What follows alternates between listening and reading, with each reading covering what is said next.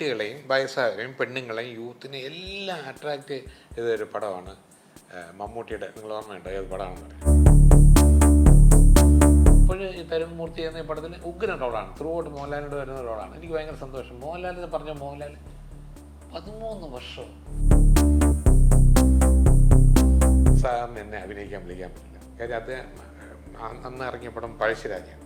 അതിനകത്ത് 1000 പടന്മാരുണ്ടായിരുന്നു. വേണമെങ്കിൽ എനിക്കൊരു വേഷം തരായിരുന്നു. സിനിമയിലേക്ക് ഒരു എല്ലാം ആയത് മണിയമ്പിള്ള എന്നുള്ള സിനിമയാണ്. ആ സിനിമയിൽ അഭിനയിച്ച ആ കഥാപാത്രത്തിൻ്റെ പേരും കൂടെ എൻ്റെ കൂടെ വന്നു. 10:30 മണി. ഇവർക്ക് 12 കഴിഞ്ഞല്ലേ ഇറങ്ങാൻ ടൈം. എന്താണ് ഇത്?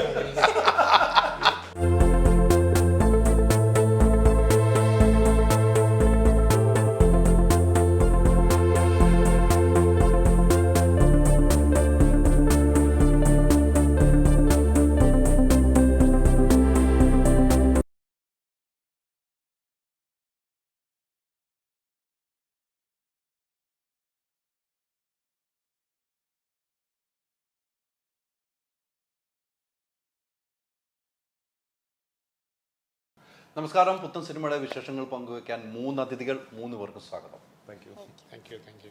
3 ഇല്ല കേട്ടോ, 2.5 അതിഥികൾ. അങ്ങനെ കുഴപ്പമുണ്ടോ? കുഴപ്പമില്ല. ഓക്കെ അല്ലേ? ഓക്കെ. എന്തുണ്ട് വിശേഷമൊക്കെ? നല്ല വിശേഷം. എങ്ങനെയുണ്ട് നമ്മുടെ ഗു? എങ്ങനെയുണ്ട്? ഗുമ്മായിരിക്കും, അടിപൊളിയായിരിക്കും. അപ്പോൾ മെയ് 17 വരെയാണ് തിയേറ്ററുകളിൽ. അപ്പോൾ എല്ലാവർക്കും ഇഷ്ടമാകും. എല്ലാവരും പോയി കാണണം. രണ്ടുപേരും വീണ്ടും ഒന്നിച്ചല്ലേ? യെസ്, മലയാളത്തിന് ശേഷം. അതാണ് അതിനകത്ത് അല്ലേ? അതുപോലെ നമുക്ക് ഒരു ഭയങ്കരമായിട്ട് ഇനി ഇറങ്ങുമ്പം ദേവനന്ദ വേറെ രീതിക്ക് ഗു എന്ന രീതിയിൽ അറിയപ്പെടൂലേ? അതല്ലേ ഈ സിനിമയുടെ ഏറ്റവും വലിയ പ്രത്യേകത? ഒരു പറയാനും വേണ്ടി ഒന്നും പറഞ്ഞു വിട്ടൊക്കെ ഡയറക്ടറും പ്രൊഡ്യൂസറൊക്കെ അടുത്ത് നിന്നിട്ട് ഒന്നും കഥ പറയല്ലെന്നല്ലേ? അല്ലേ? അതൊന്നും പറയേണ്ട കാര്യമില്ല. അങ്ങനെ ഫീഡ് ചെയ്യേണ്ട ആവശ്യമില്ല. വളരെ സ്പോണ്ടേനിയസ് ആണ്. നിങ്ങൾ എന്ത് കാര്യം ചോദിച്ചാലും ഇത് സിനിമയ്ക്ക് അപ്പുറമുള്ള സബ്ജക്റ്റ് വെച്ചാലും കുട്ടി പറയും. അതെ, എനിക്ക് പേടി അവളോട് ചോദിക്കാൻ.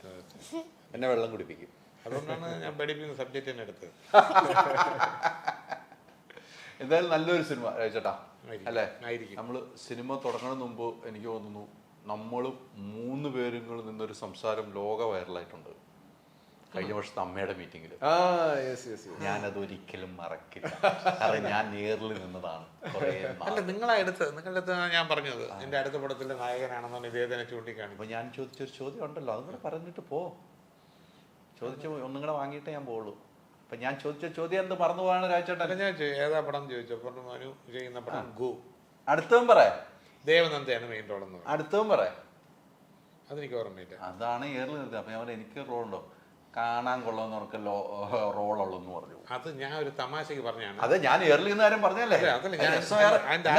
നമ്മളത് ഉൾക്കൊണ്ട് പോയോണ്ട് നല്ല രസം പറഞ്ഞു. ഞാൻ പറഞ്ഞു നിങ്ങളത് എൻജോയ് ചെയ്തു. പക്ഷെ ഒരുപാട് പേര് ബോഡി ഷേമിങ്, മണിയമ്പിളാജു അങ്ങനെ പറയാമോ? നമ്മളതുകൊണ്ട് അടുപ്പവും സ്നേഹവും അങ്ങോട്ടും ഇങ്ങോട്ടും കോമഡി പറയുന്നുണ്ട് പറഞ്ഞാണ്. പക്ഷെ അത് വേറെ ചിലർക്ക് കൊണ്ടിട്ട് അതൊരു ബോഡി ഷേമിങ് ആണ്, അങ്ങനെ മണിയമ്പിളാജു പറയാമോ?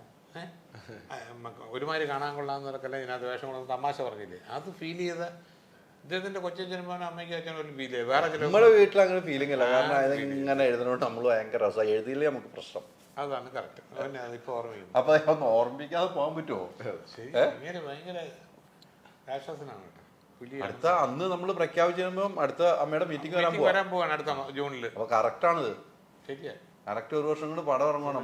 അന്ന് പറഞ്ഞതേ ഉള്ളൂ, ഷൂട്ട് തുടങ്ങിയിട്ടില്ല. നിങ്ങളുടെ മെമ്പറെ സമ്മതിക്കാം. എത്രയോ പടങ്ങളിൽ നിങ്ങൾ പോയി ചെയ്യുന്നതാണ്. അപ്പൊ ഇത് ഓർത്ത് വെച്ചില്ല, ഞാൻ മറന്നിരിക്കുകയാണ്. ശരി, അതാണ് നമ്മളൊരു ഓർമ്മ. അത് മാത്രമേ ഉള്ളൂ, ഓർമ്മശക്തി മാത്രമേ ഉള്ളൂ. ഓർമ്മയ്ക്കായി പറയൂ, സിനിമയിലേക്ക് പോവാം. നല്ലൊരു സബ്ജക്റ്റ് കേട്ടു. അതെ, പൗചേട്ടൻ പ്രൊഡക്ഷൻ ഏറ്റെടുക്കുന്നു. എന്താണ് ഈ സബ്ജക്റ്റ് ഇത്തരം ഒരു കഥയിലേക്ക് വരാൻ? രാജേട്ടൻ ചെയ്ത സിനിമകളൊക്കെ വേറെ ടൈപ്പാണ്. അങ്ങനെയല്ല, ഞാൻ മനുവിന് വെച്ച് വേറൊരു സബ്ജക്റ്റ് പ്ലാൻ ചെയ്തിരുന്നു. അപ്പോൾ അങ്ങനെ ഞങ്ങളൊരു ദിവസം പറഞ്ഞു നമുക്കൊന്ന് ഈ മാളികപ്പുറം പോയി കാണാമെന്ന് പറഞ്ഞു. അങ്ങനെ പടം കണ്ട് വളരെ ഇഷ്ടപ്പെട്ടു. എന്നിട്ട് ഞാൻ വെളിയിറങ്ങിയിട്ട് മനുവിനോട് പറഞ്ഞു, ഈ കുട്ടിക്ക് ഭയങ്കര പൊട്ടൻഷ്യലുണ്ട്. ഈ കുട്ടിയെ ഹീറോ ആക്കിയിട്ടൊരു സിനിമ എടുത്താൽ അത് സൂപ്പറായിട്ട് ഹിറ്റാവും. മാത്രമല്ല, പണ്ട് ഞാൻ പറഞ്ഞിട്ടുണ്ട്, TK രാജീവ്കുമാരൻ പറഞ്ഞു ഇപ്പോഴത്തെ സമയത്ത് മഞ്ജു വാര്യർ വെച്ചൊരു സിനിമ എടുക്കണം, മഞ്ജു വാര്യർ ഹീറോ ആക്കിയിട്ടുണ്ട്. അതിനെന്താ? ഉടനെ തന്നെ പുള്ളി കസേര നീങ്ങിയിരുന്നിട്ട് കുട്ടനാട് ഒരു വെള്ളത്തിൽ വരുന്ന മഞ്ജു വാര്യർ പുള്ളിയുടെ കയ്യിലുണ്ട്, കഥയുണ്ട്. അങ്ങനെയാണ് ആ പടം സംഭവിച്ചത്. അങ്ങനെ ആണ് 1 മാസം കഴിഞ്ഞിട്ട് പിന്നെ നിരഞ്ജ് വിളിക്കുകയാണ്. കോഴിക്കോട് വെച്ച് മനു ഒരു കഥ പറഞ്ഞു, സൂപ്പർ സബ്ജക്റ്റാണ്, അച്ഛൻ ഒന്ന് കേൾക്കണം, ഹൊററാണ്. അപ്പോൾ ഞാൻ വെച്ചു ഇവർ യൂത്തിൻ്റെ ആൾക്കാരാണല്ലോ നിരഞ്ജയൊക്കെ, ഒരിക്കലും യക്ഷി പ്രേതം ഭൂതത്തിലൊന്നും അവന്മാരൊന്നും വിടില്ല, പോകില്ല, വേറെ എന്തെങ്കിലും കാണുമെന്ന് മനസ്സിലായി. അങ്ങനെ വിളിച്ച് വരുത്തി കഥ കേട്ടപ്പോൾ ഞാൻ ഭയങ്കര ഹാപ്പിയായി. ഒരു 10-18 പേരത്തി കഥ പറഞ്ഞിട്ടുണ്ട്. ഇത് കാണാതെ വൃത്തിയായിട്ട് വെടിപ്പൊത്ത് പറയാനും അറിയാം മനുവിന്. ഒരാൾ പോലും ഇതിനൊരു നെഗറ്റീവ് ഇത് എടുക്കരുത്, ബുദ്ധിമുട്ടാണെന്നൊന്നും പറഞ്ഞു. അപ്പോൾ അങ്ങനെ ഇപ്പോൾ നമ്മൾ അടുത്ത സ്റ്റെപ്പ് എന്ന് പറഞ്ഞാൽ ദേവനന്ദയെ കാണണം. ദേവനന്ദയെ കാണുന്നു, അവർക്ക് ഇഷ്ടപ്പെടുന്നു. ദേവനന്ദ നോ പറഞ്ഞ സിനിമയില്ല, അവിടെ ഡ്രോപ്പ് ചെയ്തിട്ട് പോകണം. പിന്നെ ഒരു സിനിമയാണ്, അതിനകത്തൊരു നായകൻ വളരെ ഇമ്പോർട്ടൻ്റ് ആണ്. അപ്പം നമ്മൾ ഞാൻ പറഞ്ഞ ആദ്യം ഇദ്ദേഹത്തിനെ പോയി കാണാമെന്ന് പറഞ്ഞു. ഇദ്ദേഹം മിക്കവാറും പോകാൻ ചാൻസ് ഉണ്ട്, കുട്ടിയല്ലേ ഹീറോ, നമുക്ക് കുട്ടിയുടെ അച്ഛനായിട്ട് മാളികപ്പുറത്തിലും വന്നതല്ലേ എന്നൊക്കെ പറയും, ഒഴിവാക്കാൻ ഞാൻ. പക്ഷെ ചെന്ന് പറഞ്ഞാൽ വളരെ സന്തോഷപൂർവ്വം പുള്ളി സമ്മതിച്ചു. പുള്ളി നോ പറഞ്ഞാലും ഈ സിനിമയില്ല. അങ്ങനെ 2 എസ് വന്നപ്പോൾ തന്നെ നമ്മൾ കടന്നു കഴിഞ്ഞു. പക്ഷെ അത് ഈ പറഞ്ഞതുപോലെ ന്യൂജൻ ഒരു കഥ പറഞ്ഞപ്പോൾ അത് മോൻ അത് കേട്ട് കഴിഞ്ഞപ്പോൾ അതിനകത്ത് എന്തോ ഉണ്ട് എന്ന് പെട്ടെന്ന് അല്ലേ? അല്ല, ഞാൻ ഒരുപാട് ഒരു കഥ കേൾക്കാറില്ല. എന്താ പറയുക, എൻ്റെ അടുത്ത് ഇപ്പോൾ ഒരാൾ വന്ന് നിങ്ങളൊന്നൊരു കഥ പറയുന്നു, എനിക്കും ഭയങ്കര ഇഷ്ടപ്പെടും, നിങ്ങൾക്ക് ഇഷ്ടപ്പെടും. ഇത് നമ്മൾ ഇദ്ദേഹത്തിൻ്റെ അടുത്തോ പൃഥ്വിരാജിൻ്റെ അടുത്തോ മോഹൻലാലിൻ്റെ മോട്ടോ അവർക്ക് ഇഷ്ടപ്പെട്ടില്ലെങ്കിൽ പടം നടക്കില്ല. അപ്പോൾ അയാളുടെ എൻ്റെയും സമയം എനർജിയും വേസ്റ്റ്. ഞാൻ നിങ്ങളുടെ അടുത്തൊരു കഥയുണ്ടോ, ആരാണ് ഹീറോ? സാർ അത് പൃഥ്വിരാജാണ്. നിങ്ങൾ പോയി കഥ പറഞ്ഞ് അയാൾ ഓക്കെ പറയണമെങ്കിൽ ഞാൻ തിങ്കളാഴ്ച അഡ്വാൻസ് കൊടുക്കാം. എനിക്കിതിൻ്റെ പുറകെ അദ്ദേഹം അവിടെ വന്ന് പറഞ്ഞിട്ട് എനിക്ക് കൊള്ളൂല ചേട്ടാ, എന്ന് കേൾക്കാനും ബുദ്ധിമുട്ടാണെന്ന് പറഞ്ഞ് മനസ്സിലായില്ലേ? അപ്പോൾ നിരഞ്ജി ഇങ്ങനെ പറഞ്ഞ് ഞാൻ ആലോചിച്ചു, അവനാണെങ്കിൽ എല്ലാ സബ്ജക്റ്റ് പറയുമ്പോഴും ഇത് കൊള്ളൂല്ല എന്നൊക്കെ പറയുന്ന ആളാണ്. അച്ഛനെ ഇപ്പോഴും എന്നൊക്കെ പറഞ്ഞല്ലേ, പഴയ ആളെന്നൊക്കെ പറഞ്ഞല്ലേ. അപ്പോൾ ഇത് പറഞ്ഞ പിന്നെ തോന്നി, അങ്ങനെയാണ് കഥ കേട്ടത്. കേട്ടോ, നിങ്ങൾ സിനിമ കാണുമ്പോൾ അത് മനസ്സിലാവും. തീർച്ചയായിട്ടും സിനിമ കണ്ടാണ് ഈ പ്രേക്ഷകർ പറയേണ്ടത്. ഈ പറഞ്ഞതുപോലെ തന്നെ ഒരു നായകൻ, ഒരു നായിക, അത് മാളികപ്പുറത്തിൽ നമ്മളുണ്ട് അച്ഛൻ മോൾ ബന്ധം. ഇതെങ്ങനെയാണെന്ന് സിനിമ കണ്ട് അങ്ങനെ ആയിരിക്കാം അച്ഛൻ മോൾ ബന്ധം.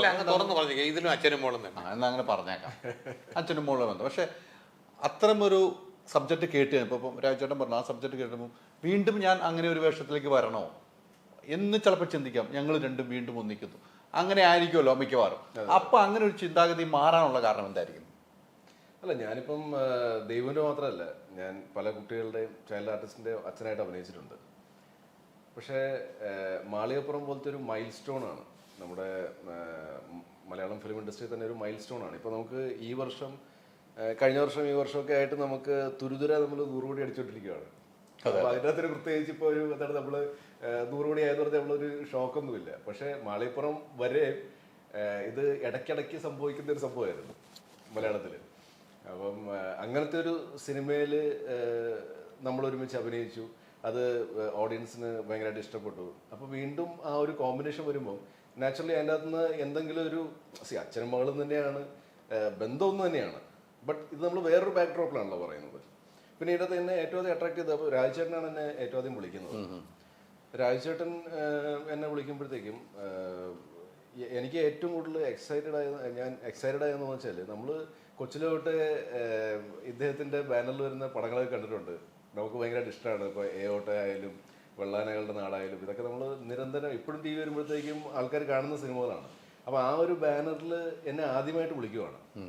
അപ്പോൾ ഞാൻ സിനിമ വന്നതിന് ശേഷവും രാജചേട്ടൻ പല പടങ്ങളും ചെയ്തിട്ടുണ്ട്, പക്ഷേ അതിൻ്റെ അകത്ത് ഞാൻ ഭാഗമല്ല, എന്നെ വിളിച്ചിട്ടില്ല. അപ്പോൾ ഇതിൻ്റെ അകത്ത് വിളിക്കുമ്പോഴത്തേക്കും നാച്ചുറലി ആ ഒരു ഇതുണ്ട്. പിന്നെ അതിനുശേഷം അപ്പോൾ ദേവനന്ദയെന്ന് രാജചേട്ടൻ പറഞ്ഞു, അച്ഛനും മകളുടെ വേഷം എന്നുള്ളതൊക്കെ പറഞ്ഞു.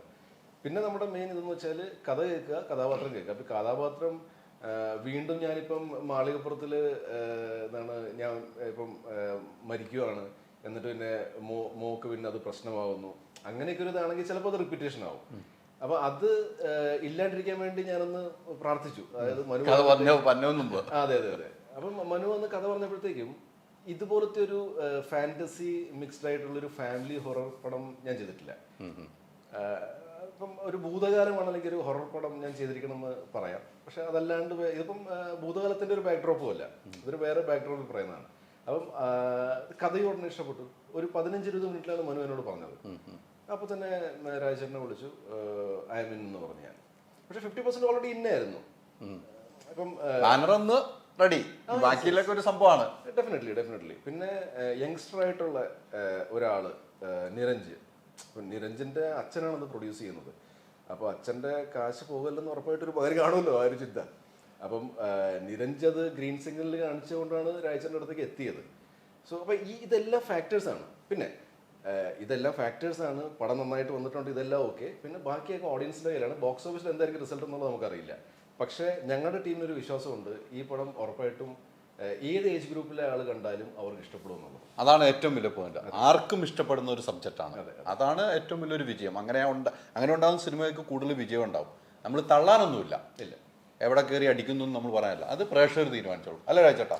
അതെ, ഞാൻ വേറെ നാലേക്കാണ് ഇപ്പം എല്ലാത്തരം, അതായത് കുട്ടികളെയും വയസ്സായവരെയും പെണ്ണുങ്ങളെയും യൂത്തിനെയും എല്ലാം അട്രാക്റ്റ് ചെയ്തൊരു പടമാണ് മമ്മൂട്ടിയുടെ. നിങ്ങൾ ഓർമ്മയുണ്ടോ ഏത് പടമാണെന്ന് പറയും? അനന്തപുരത്തിൻ്റെ ഓപ്പോസിഷൻ ക്ലൂ തരാം.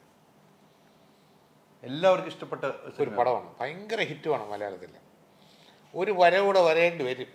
രാജമാണിക്യം മമ്മൂട്ടി സിനിമയില്ലേ? ഞാൻ പറഞ്ഞ അപ്പോൾ സിനിമയുടെ കഥയും തന്ത്രങ്ങളൊന്നുമല്ല, ഓഡിയൻസ് പോയിന്റ് ഓഫ് വ്യൂവിൽ ഓഡിയൻസിൽ കുട്ടികൾ തൊട്ട് വയസ്സായവർ, പെണ്ണുങ്ങൾ, യൂത്ത് എല്ലാവർക്കും ഇഷ്ടപ്പെട്ട ഒരു എൻ്റർടൈൻ ആയിരുന്നു. നമ്മുടെ മനസ്സിലൊരു ആഗ്രഹം എല്ലാ പ്രായക്കാർക്കും, കുട്ടികളുടെ കുറേ ഇമ്പോർട്ടൻസ് ഉള്ളതാണ് ഇതിനകത്ത് കാര്യങ്ങളെങ്കിലും എല്ലാ തരക്കാരും ഒന്നിരുന്നുണ്ടല്ലോ 1 മിനിറ്റ് ബോറടിക്കാതെ കാണുന്ന ഒരു സിനിമ ആയിരിക്കണം എന്നുണ്ട്. ഈ സ്ക്രിപ്റ്റ് വായിക്കുമ്പോഴേ കാശ് പോകും, അല്ലെങ്കിൽ ഇത് കുഴപ്പമാണെന്ന് പറഞ്ഞാൽ നമ്മൾ അതിനകത്തോട്ട് കൈ വയ്ക്കില്ല. എൻ്റെ പടങ്ങളൊക്കെ നിങ്ങൾ ചോദിക്കാണ്ട് എല്ലാം ഹിറ്റാണ് ഓൾമോസ്റ്റ്. ഏതെങ്കിലും 1 or 2 പടങ്ങളെ മോശമായിട്ടുള്ളൂ. അതിൻ്റെ കാരണം എന്ന് വെച്ച് കഴിഞ്ഞാൽ ഈ സ്ക്രിപ്റ്റ് വായിക്കുമ്പോൾ ഉള്ള നമ്മുടെ ജഡ്ജ്മെൻറ്റ് പലരെയും ഞാൻ എടുത്തതായിട്ട് ഡിസിഷൻ എടുക്കില്ല. എൻ്റെ മക്കളെ മൂത്ത മോനെയും വൈഫിനെയും ഒക്കെ ഞാൻ ഇത് കേൾപ്പിച്ചു. എൻ്റെ വൈഫിനെ കേൾപ്പിച്ചു. നമുക്ക് പരിചയമുള്ള ഫ്രണ്ട് സർക്കിൾ പല ഏജിലുള്ള ആൾക്കാരുമായിട്ട്. പിന്നെ മനുവിന് സ്ക്രിപ്റ്റ് നോക്കണ്ട, അല്ലാതെ തന്നെ കാണാതെ കൃത്യമായിട്ട് പറയും ഡയറക്ടർ. കാര്യം അതൊരു നല്ല കാര്യമാണ് എപ്പോഴും ഒരു ഡയറക്ടർ റൈറ്റർ ആവുന്നത്. വേറൊരാളുടെ കഥ ഇയാൾ പറയുമ്പോൾ ശരിയാവില്ല. ഇത് അങ്ങനെ പറഞ്ഞ് ഇതിൽ ആരെങ്കിലും ഒരാൾ ഇത് കുഴപ്പമാണ്, നെഗറ്റീവ് ആണെന്ന് പറഞ്ഞാൽ നമ്മളൊന്ന് പേടിച്ചു. ഇത് എല്ലാവരുടെയും ഒരു ഇതുണ്ട്. പിന്നെ നമുക്കെന്താ പറയുക, ഒരു ദൈവാധീനമുണ്ട് ഈ പടത്തിൻ്റെ എല്ലാ കാര്യങ്ങളിലും. തമിഴിൽ നിന്ന് റൈറ്റ്സിന് വേണ്ടിയൊക്കെ തെലുങ്കിനൊക്കെ വിളിച്ചപ്പോൾ അവർ പറഞ്ഞു, ദേവനന്ദൻ പറഞ്ഞു, ഇത് ലക്ഷ്മി കടാക്ഷമുള്ള പെണ്ണ് സാർ, പെരിയ ശ്രീദേവിമാരി വരേണ്ട ആർട്ടിസ്റ്റ്. ഞാൻ പറഞ്ഞ നാളത്തെ മഞ്ജു വാര്യരാണെന്ന് പറഞ്ഞു ഞങ്ങൾ എന്നൊക്കെ പറഞ്ഞിരിക്കുന്നു. അച്ഛനോട് പറയണ വൈകുന്നേരം 2 ബിരിയാണി അത് പറയില്ല, എന്നെ അച്ഛൻ പൈസ കിട്ടും. ചുമ്മാ നിങ്ങളിരിക്കും, അടുത്ത പടത്തിന് ഡബിൾ പൈസ വയ്ക്കും. അച്ഛനാണല്ലോ തീരുമാനിക്കണത്. അതെ. അല്ല, മോള് അച്ഛൻ കഥ കേട്ടു മോളുടെ അടുത്ത് പറഞ്ഞില്ല ഇങ്ങനെയാണ് എന്ന് പറഞ്ഞപ്പം നിങ്ങൾ വീണ്ടും ഒന്നിക്കുകയാണെന്ന് കയറിയപ്പോൾ വളരെ സന്തോഷവതിയായിരുന്നല്ലോ മോൾ അന്നത്തെ ദിവസം എന്ന് എനിക്ക് തോന്നുന്നു. അല്ലേ? പറയൂ, ആ ഒരു കാര്യം ഒന്ന് പറയും. മനുചേട്ടൻ വീട്ടിൽ വന്നു, കഥ പറഞ്ഞു. അപ്പം പിറ്റേ ദിവസം എനിക്ക് എക്സാം ഉണ്ടായിരുന്നു എന്ന് തോന്നുന്നു. അപ്പം ഞാൻ നേരത്തെ കടന്നു. പിന്നെ അത് കഴിഞ്ഞിട്ട് എന്നെ കൊണ്ടാക്കാൻ പോകുമ്പോൾ എനിക്ക് തോന്നുന്നു അച്ഛൻ പറഞ്ഞത് സൈജു അങ്കിളും ഞാനും പിന്നെയും അഭിനയിക്കുന്ന സിനിമയാണ്. പിന്നെ അച്ഛൻ ഒരു കുഞ്ഞ് ലൈൻ പറഞ്ഞു, ഒരു കുഞ്ഞ് ബേസിക് ത്രെഡ് പറഞ്ഞു തന്നതിൻ്റെ. അപ്പം എനിക്ക് ഇഷ്ടമായി. പിന്നെ ഷൂട്ടിങ് എങ്ങനെയായിരുന്നു ഷൂട്ടിംഗ് ലൊക്കേഷൻ? ഷൂട്ടിംഗ് ലൊക്കേഷനിൽ അടിപൊളിയായിരുന്നു. കാരണം എൻ്റെ പ്രായമുള്ള കുറേ കുട്ടികളുണ്ടായിരുന്നു. ഞങ്ങളെല്ലാവരും കസിൻസ് ആയിട്ടായിരുന്നു അഭിനയിച്ചത്. അതും അതിൻ്റെ ചുറ്റുമുള്ള സ്ഥലങ്ങളൊക്കെ ഭയങ്കര അടിപൊളിയായിരുന്നു. അപ്പം ഞങ്ങൾക്ക് ഉച്ചയ്ക്കായാലും എക്സ്പ്ലോർ ചെയ്യാനൊക്കെ രസമായിരുന്നു. പിന്നെ നിരഞ്ജൻ ചേട്ടൻ ഞങ്ങളുടെ ചെറിയച്ഛനായിട്ടാണ് അഭിനയിക്കുന്നത്. അപ്പം ഞങ്ങൾ ചെറിയെന്നാണ് ഷോർട്ട് ഫോം ആക്കി വിളിക്കുന്നത് സിനിമയിൽ. അപ്പോൾ ചെറിയും കൂടി ഉണ്ടാവും. പിന്നെ നമ്മളെല്ലാവരും ഉച്ചയ്ക്ക് ഊണോ കളിക്കും. ഭയങ്കര രസമായിരുന്നു. ഈ അങ്കിളിനെ എന്താ വിളിച്ചോണ്ടിരുന്നത്? അങ്കിളിനെ മണിയമ്പരാജ് അങ്കിൾ. അങ്ങനെയന്നെ നല്ലതായിട്ട് കളിച്ചത്. ഊണ് കഴിക്കുന്നല്ല പറഞ്ഞു, യൂണോ കളിക്കുന്നതാണ് പറഞ്ഞത്. തെറ്റിദ്ധരിക്കും. ഇവരുടെ ഒരു കളിയുണ്ട്, കാർഡ്സ് വെച്ചിട്ട് പിള്ളേർക്ക് ഇങ്ങനെ എടുത്തിട്ട് ആദ്യം ആരുടെ കാർഡ് തീരുന്ന അവർ ജയിക്കുന്ന അങ്ങനെ ഒരു കളിയുണ്ട്. അപ്പോൾ നമ്മളെല്ലാവരും ഒരു വലിയ ടേബിൾ ഉണ്ടാവും. എല്ലാവരും ഇങ്ങനെ ചുറ്റിനിരിക്കും. എന്നിട്ട് ഓരോരോ കാർഡൊക്കെ ഇട്ട് കളിക്കും. ഈ വേറെ തമാശ ഉണ്ട്. ഉറപ്പടത്തി അഭിനയിച്ച കുട്ടിയാണ്. ഇവർക്കറിയില്ലോ ബാക്കി സീനുകൾ സിംബങ്ങൾ എന്താ സംഭവിക്കുന്നത്. ഈ പടം കാണിച്ച് 5 പ്രാവശ്യം പേടിച്ചു അതിനകത്ത്. അതല്ലേ നമ്മൾ ചെയ്തത് മാത്രം നമുക്ക് ഓർമ്മ. പിന്നെ പടം കണ്ടു കഴിഞ്ഞപ്പോഴാണ് അല്ലേ ഇതൊക്കെ ആയിരുന്നു. നമുക്കാകെ കുറച്ചേ അറിയുള്ളൂ. അപ്പൊ സിനിമ പോയി കാണുമ്പോ പിന്നെയും പേടിച്ചു. ഇപ്പൊ ചില സീൻസ് തിയേറ്ററിൽ പേടിച്ച സീൻസ് നമ്മൾ കണ്ടിട്ടുണ്ട് ഷൂട്ട് ചെയ്യുന്നത്. നമ്മൾ ആ സ്ഥലത്ത് ഉണ്ടായിരുന്നു. ഫുൾ അവരത് ചെയ്യുന്നത് കണ്ടു. നമ്മളെല്ലാം കണ്ടു ഒന്നിച്ച് അവിടെ ഇരുന്നിട്ട് അപ്പൊ പേടിച്ചില്ല. പക്ഷെ പിന്നെ തിയേറ്ററിൽ വന്നപ്പോ പേടിച്ചു അല്ലേ? അച്ഛന്റെ വേഷങ്ങൾ കണ്ടിട്ട് പേടിച്ചോ? ഞാൻ എങ്ങനെയാണ് അത് പറയുന്നത്? അതെല്ലാരും വന്ന് കാണണ്ടേ? വിട്ടിക്കളഞ്ഞേക്കാം. അതെയോ? അതെല്ലാരും തിയേറ്ററിൽ വന്ന് കാണണ്ടേ? ഇപ്പൊ ആരാണ് പേടിപ്പിക്കുന്നത്, ആരാണ് നല്ലതെന്ന് ഇപ്പം പറയണ്ടല്ലോ. അങ്ങനെ കണ്ടാ പേടിച്ചോളും. പിന്നെ കുഴപ്പമില്ല. പേടിപ്പിക്കുന്ന രൂപമായിട്ട് ഞാൻ ഇറങ്ങിയിരിക്കുകയാണ്. കണ്ടില്ലേ താടിയൊക്കെ നിറച്ച്. തിയേറ്ററിൽ പേടിപ്പിച്ചില്ല. ഞാൻ ഒരു സൈഡിൽ കൂടെ ഇരട്ടത്ത് വന്നിട്ട് ആൾക്കാരെ മുമ്പ് ഞാൻ പേടിപ്പിക്കും. അങ്ങനെയെങ്കിലും നമ്മൾ പേടിച്ചില്ല. അവര് പേടിക്കുന്ന ടിക്കറ്റ് എടുത്ത് കയറി. ഇത് തിയേറ്റർ റെസ്റ്റോറൻറ്റോടാണ്. പേടിച്ചില്ലെങ്കിൽ ഞാൻ തലവഴി മാസ്ക് ഒക്കെ ഇട്ടൊന്ന് പേടിപ്പിക്കും. അതിനെ കൂടുതലൊന്നും പറയാനില്ല. അത് നല്ല എക്സ്പീരിയൻസ് ആയിരിക്കും. എല്ലാവർക്കും കാണണം എന്ന് ആഗ്രഹമുള്ള ഒരു ഇതായിരിക്കും അത്. പിന്നെ എന്നെ ചുവന്നോണ്ട് പോകേണ്ടി വരും. അല്ല, ഈ ഹൊറർ മൂവികൾ ഒത്തിരി ഇറങ്ങിയിട്ടുണ്ടല്ലേ? നമ്മൾ ഹൊറർ മൂവി, പണ്ടത്തെ ഹൊറർ മൂവിയൊക്കെ നമ്മൾ ഒരു വൈറ്റും ഇട്ട് വരുന്ന ഹൊറർ മൂവി അല്ലേ? അതാണല്ലോ നമ്മുടെ പ്രേതം എന്ന് പറഞ്ഞാൽ അതാണ് നമ്മുടെ വെള്ളിയാഴ്ച ഒരു വേറൊരു ശബ്ദം, ലാസ്റ്റ് പല്ല് ഉന്തി വരുന്നു. അതൊക്കെയാണ് പണ്ട് കാലങ്ങളിലുള്ളത്. അതിൽ നിന്നൊക്കെ ഒരു മാറ്റമായിരിക്കും ഈ സിനിമയെന്ന് ഞാൻ പ്രതീക്ഷിക്കുന്നു. നമ്മൾ ഇപ്പോഴത്തെ കാലഘട്ടം വരുമ്പോൾ അത് വേറെ രീതിക്ക് ആ ഒരു ചേഞ്ച് ആൾക്കാർ ഇഷ്ടപ്പെടും. ഉദാഹരണം ഞാനൊക്കെ മദ്രാസിലുണ്ടായിരുന്ന സമയത്ത് അന്ന് റോഡ് ട്രാഫിക് ബ്ലോക്കാണ്. നമ്മൾ നോക്കിയ ഒരു പുതിയ പടം വന്നിരുന്നു, നോക്കിയപ്പോൾ എക്സോർസിസ്റ്റ്. അപ്പോൾ ആ പടം കാണണം എന്ന് പറയും. അന്നത്തെ കാലത്ത് ഞാൻ 76 കാലഘട്ടത്തിലാണ് മല്ലികയും ഞാൻ, ക്യാമറമാൻ ഹേമേന്ദ്രൻ, കനകദുർഗ എല്ലാവരും കൂടെ അന്ന് ഞാൻ ഉമ്മാലോചിച്ച ഞങ്ങൾ പോയിട്ട് ഞങ്ങളുടെ പരിപാടി എന്ന് വെച്ചാൽ ഏതെങ്കിലും ദിവസം രാവിലെ ഇറങ്ങിയിട്ട് രാവിലെ ഒരു സിനിമ ഉണ്ട്, മല്ലികയാണ് എല്ലാം വാങ്ങിച്ചു തരുന്നുണ്ട്. ഉച്ചയ്ക്ക് പോകുന്നു, നമുക്ക് നിവൃത്തിയില്ല. വൈകുന്നേരത്തെ കാപ്പി, രാത്രിത്തെ ഫുഡ്, സെക്കൻഡ് ഷോ എക്സോസിസ്റ്റ് കാണുന്നു. എനിക്ക് തിരിച്ച് ലോഡ്ജിൽ പോകാൻ വയ്യ, പേടിയാണ്. അവസാനം ഇവരെ വീട്ടിൻ്റെ വരാന്തയിൽ അതൊരു ഹാളിൽ നിന്ന് ഞാൻ കിടന്നുറങ്ങി. എനിക്ക് പേടിയാണ്. അവിടെ തന്നെ നമ്മൾ ലൈറ്റ് ഓഫ് ചെയ്തതെന്ന് പറഞ്ഞു, പേടിച്ചു പോയി. അപ്പം പേടി എല്ലാവർക്കും പേടിയാണെങ്കിലും ഇത് കാണാൻ ഇഷ്ടമാണ്. അതുപോലെ തന്നെ പിന്നെ കുറേ നാൾ കഴിഞ്ഞ് സിനിമ വന്നപ്പോഴാണ് ഓമൻ എന്നൊരു പടം റിലീസായത്. അപ്പോൾ മദ്രാസിൽ ഓമൻ OME എന്ന് ഒട്ടിച്ചപ്പോൾ ഞാൻ സ്വാമേട്ടൻ്റെ പേരിലൊരു പടം ഇറങ്ങിയിട്ടുണ്ട്. സോമേട്ടൻ കേട്ട് അതങ്ങനെ നമ്മൾ കള്ളം പറയില്ല ചേട്ടാ. ഓമൻ എന്നുള്ള പടത്തിൽ സോമേട്ടൻ തന്നെ രാത്രി യെസ് കൊണ്ട് ഒട്ടിച്ചെന്നാണ് എല്ലാവരും പറയുന്നത്. അപ്പോൾ സോമനായി അങ്ങനെ ഒരു കഥയുണ്ട്. അപ്പോൾ ഹൊറർ പടമാണ്. ഇപ്പം ഞാൻ പറയും എല്ലാവരും നമ്മൾ പറയുന്നുണ്ട്, ആൾക്കാർ എനിക്ക് പേടിയൊന്നുമില്ലെന്ന് പറയും. എനിക്ക് ഭയങ്കര പേടിയാണ്. ഞാനൊരു ഹോണ്ടഡ് ഹൗസിലോ ഏതെങ്കിലും ഹോട്ടലിൽ ചെല്ലുമ്പോൾ ഞാൻ ചോദിക്കും, ഇതെന്താണ് എൻ്റെ പൂട്ട് മുറിച്ചിരിക്കുന്നത്? ഒരിക്കലും ഞാൻ ഇവിടെ ഒരു ഹോട്ടലിൽ ചോദിക്കും, എന്താ പൂട്ട്? അല്ല സാർ, അത് ഇങ്ങനെ സ്റ്റക്കായി. ഞാൻ പറഞ്ഞു അങ്ങനെ ആവുമല്ലോ, എനിക്ക് ടെൻഷൻ. കുറേ കഴിഞ്ഞ് ഞാൻ വിളിച്ച് റിസപ്ഷനിൽ വേറെ ചോദിച്ചു, മറ്റേ 406 സംഭവം പൂട്ടു. ആ സാർ, അത് അന്ന് അവിടെ ഒരു ആത്മഹത്യ കിടന്നില്ലേ, ഒരാളെ കൊന്ന്. അയ്യോ, ആ മുറിയാണ് എനിക്ക് തന്നിരിക്കുന്നത്, ഞാൻ അവിടെ കിടക്കില്ല. ഇതൊക്കെ അന്ധവിശ്വാസം, രാജുവിന് പേടി എന്നൊക്കെ ആൾക്കാർ. പക്ഷേ എനിക്ക് ഉറങ്ങാൻ പറ്റില്ല. ഒരു ഷൂട്ടിങ്ങിന് പോയിട്ട് ഒരു കാട്ടിനകത്തൊരു സ്ഥലത്ത് സാർ ആരുമില്ല, സാറിൻ്റെ റൂമിൽ നല്ല തണുപ്പുണ്ട്, വെള്ളം വെച്ചിട്ടുണ്ട്, പോയി ഞാൻ കിടക്കില്ല. എനിക്ക് പറ്റത്തില്ല സംഭവം. എനിക്ക് അതൊക്കെ ഭയങ്കര പേടിയുള്ള സംഭവമാണ്.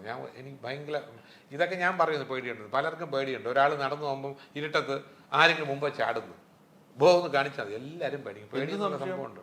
നമ്മളിപ്പോൾ ഈ പേടിയിലെ തിയേറ്ററിൽ നമ്മൾ വലിയൊരു ഇപ്പം സൗണ്ട് സിസ്റ്റം ഒക്കെ വേറെയാണ്.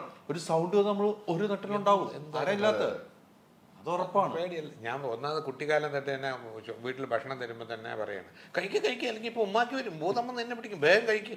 അവിടുന്ന് തുടങ്ങിയാണ് നമ്മുടെ പേടി. അവരവിടെ അങ്ങനെ പഠിക്കും. പിന്നെ ഞാൻ അപ്പൂപ്പൻ്റെ അമ്മൂമ്മേടെയൊക്കെ പെറ്റായിരുന്നു. ഹോളിഡേയ്സിലൊക്കെ ചെല്ലുമ്പോൾ ഇവർ ഈ പേടിപ്പിക്കുന്നവർ. അങ്ങനെ നിൻ്റെ അടുത്തൊന്നും ചുണ്ണാമ്പ് പിടിക്കും, വെള്ള സാരിയും വെള്ള ബ്ലൗസും ഇട്ടിരുന്നു. നീ ചുണ്ണാമ്പ് കൊടുക്കും, നിന്നെ പിടിക്കും. പിന്നെ പിറ്റേന്ന് കാലത്ത് പനിയുടെ താഴെ നിൻ്റെ തലമുടിയും ഈ അസ്ഥിയും മാത്രമേ കാണും, ബാക്കി മുഴുവൻ യക്ഷി കഴിച്ചിരിക്കും. സന്ധ്യ കഴിഞ്ഞ് വെളി ഇറങ്ങാൻ വയ്യ, കളിക്കാൻ പോകും, ഫ്രണ്ട്സിൻ്റെ അടുത്ത് പോയി 5:30 മുമ്പ് വീട്ടിൽ കയറും. പേടി. ഈ പേടിയിലൂടെയൊക്കെ ഞാൻ ജീവിച്ചപ്പോൾ ഈ പടത്തിനിടയ്ക്ക് അദ്ദേഹത്തിൻ്റെ ക്യാരക്ടർ അത് പറയുന്നുണ്ട്, ഒരു വേറെ സിറ്റുവേഷൻ സിനിമ ആണെന്ന് മനസ്സിലാവും. അപ്പം ഞാൻ ബേസിക്കലി എന്താ പറയുക, ഭയങ്കര പേടിത്തൊണ്ടനാണ്. ഇവരൊക്കെ പറയാം പേടിയില്ല, എനിക്ക് കുഴപ്പമൊന്നുമില്ല എന്നൊക്കെ പറയും. അല്ല, പേടിയില്ലാത്തവരാരുമില്ല, പേടിയില്ല എന്ന് പറയുന്നത്. ഞാനൊരു ഹോട്ടലിൽ ദുബായിൽ പോകുന്നു, എൻ്റെ 16ാമത്തെ നില ഞാൻ താമസിക്കുന്നത്. രാത്രി എന്തോ വന്നു, വർക്കെല്ലാം കഴിഞ്ഞാൽ 1 മണിയായി. ഞാൻ വന്ന് കയറി ഒരു 3 നില നമ്മൾ ലിഫ്റ്റ് നിൽക്കുന്നു. തുറക്കുമ്പോൾ ഒരു സൂട്ടൊക്കെ ഇട്ടൊരു കറുത്ത് തടിച്ചൊരു നീക്കിരും നിൽക്കുന്നു. ഞാൻ അല്ലാതെ അയാൾ നേരെ എൻ്റെ മുഖത്ത് നോക്കിയിട്ട് ഇങ്ങനെ സ്റ്റെപ്പ് വെച്ചിട്ട് നേരെ ഈ ലിഫ്റ്റിൽ എൻ്റെ ബാക്കിൽ ഞാനിങ്ങനെ നിൽക്കുകയാണ്. ഇയാൾ എൻ്റെ കഴുത്ത് ഞെക്കിക്കൊല്ലോ, അതോ കുത്തിക്കൊല്ലോ, അതോ എൻ്റെ കഴുത്ത് വലിച്ചോടിക്കോ? ഞാൻ ദൈവമേ 16 ആവണേന്ന്. അയാളൊന്നും ചെയ്യില്ല, അയാൾ 15 പറഞ്ഞു. പക്ഷേ എൻ്റെ അത്രയും നേരത്തെ ട്രാവലിംഗ് ഉണ്ടല്ലോ, പേടിയായിരുന്നു. അപ്പം രാവിച്ചേട്ടന് ഇത് എനിക്കിഷ്ടമായി. ആ പേടിയുള്ള ഒരു മനുഷ്യൻ ഇടയ്ക്കിടയ്ക്ക് നമുക്കൊന്ന് കിട്ടണം. ചില ഡയലോഗ് അടിക്കുമ്പോൾ ഒരാൾ നേരിട്ട് വരുന്നു, നമ്മുടെ തുടക്കാൻ വരുന്ന എന്താ അവിടെയൊക്കെ ധൈര്യമുണ്ട് നമുക്ക്. ഈ ഇരുട്ട് ഈ പേടിപ്പിക്കാൻ വരുന്നതുകൊണ്ട് നമ്മൾ അവൻ്റെ തേറ്റുമുട്ടാനും പിടിക്കാനും തയ്യാറാണ്. പക്ഷെ നടന്നു പോകുമ്പോൾ ഇവൻ തലവഴി വെള്ളം മുന്നിട്ട് എന്ന് പറഞ്ഞ് മുമ്പ് വന്നാൽ ഞാൻ വീണ്ടും പോകത്തില്ല. അത് വേറെ കാര്യം. അത് നമ്മുടെയൊക്കെ ഉപബോധം മനസ്സിലുണ്ട്. ഇപ്പം എൻ്റെ മക്കളുടെ അടുത്തൊക്കെ പ്രയാസം വെച്ചിരുന്ന എനിക്ക് എന്തോന്ന് വെച്ചാൽ ഇതൊക്കെ ഇങ്ങനൊരു സംഭവമുണ്ട്, ഇതൊക്കെ കെട്ടുകഥകൾ എന്നൊക്കെ പറയും. അതേസമയം ഹൊററിനെ നമ്മൾ നല്ല രീതിയിൽ റിയലിസ്റ്റിക് ആയിട്ട് പ്രത്യേകിച്ച് ചെയ്യാൻ നന്നായി. ഉദാഹരണം നമ്മൾ ഈ ഭ്രമയോഗം ഒക്കെ പടം കണ്ടില്ല, മമ്മൂട്ടിയൊക്കെ വിളിച്ചു, ഇത് നല്ല പടമാണ്. അതിനകത്ത് ഈ പറഞ്ഞ യക്ഷിയുണ്ട്, ഒരു സീനിലൊക്കെ ബിഗിനിങ്ങിലുണ്ട്, നല്ല രസം, ആൾക്കാരെ അക്സെപ്റ്റ് ചെയ്യില്ലേ. ഈ പടത്തിനെ സംബന്ധിച്ചോളം ഭയങ്കര തിയേറ്റർ എക്സ്പീരിയൻസാണ്. അതായത് ഇടിപെട്ട് മ്യൂസിക്കും റീ റെക്കോർഡിങ്ങും ഗ്രാഫിക്സും കാര്യങ്ങളും എല്ലാം വെച്ചിട്ടാണ് പടം ചെയ്തത്. ഞാൻ അനന്തപത്രം 2005 എടുക്കുമ്പോഴത്തേക്ക് അന്ന് ഇവിടെ CG ചെയ്യാനുള്ള പോസിബിലിറ്റീസ് ഇല്ല. ഒരു ഷോട്ട് മാത്രമേ ഇവിടെ മദ്രാസ് കൊണ്ടുവന്ന് ഭീകരമായ പൈസ കൊടുത്തിട്ടുണ്ട്. ഒരു മറ്റേ ആ ലാസ്റ്റ് ഇത് കാണിക്കുമ്പം നാഗമാണിക്യം കാണിക്കുമ്പോൾ ഒരു വെളിച്ചം. നാഗമാണിക്യം കാണിക്കാൻ പാടില്ല എന്നുള്ളത് അന്നേ സന്തോഷം പറഞ്ഞു. അത് നമ്മൾ കാണിക്കണ്ടേ ഡയറക്റ്റായിട്ട്. മറ്റേ തെലുങ്ക് സിനിമയിലെ കാണിക്കുന്നത് ഒരു റേസ് ഇങ്ങനെ വരുന്നുണ്ട്. ഈ പോയിസൻ്റെ ഒക്കെ ഒരു കളർ സന്തോഷം പറഞ്ഞ വയലറ്റ് കളറിൻ്റെ ഒരു കളർ ആയിരിക്കണം എന്ന് പറഞ്ഞൊരു ഒരു വയലറ്റ് ലൈറ്റിംഗ് കൊടുത്തു. പുള്ളി ഒരു മാജിക്കിൻ്റെ ആളാണല്ലോ ലൈറ്റിങ്ങിലും ഫോട്ടോഗ്രാഫിയിലൊക്കെ. അത്ഭുതം ഞാൻ കണ്ടിട്ടുള്ള അത്ഭുത ക്യാമറ. അപ്പോൾ അത് അന്ന് എടുത്ത്. അപ്പോൾ അന്നത്തുള്ളതിനേക്കാളും ടെക്നിക്കലി നമ്മൾ അന്ന് ഡ്രോൺ ഇല്ല.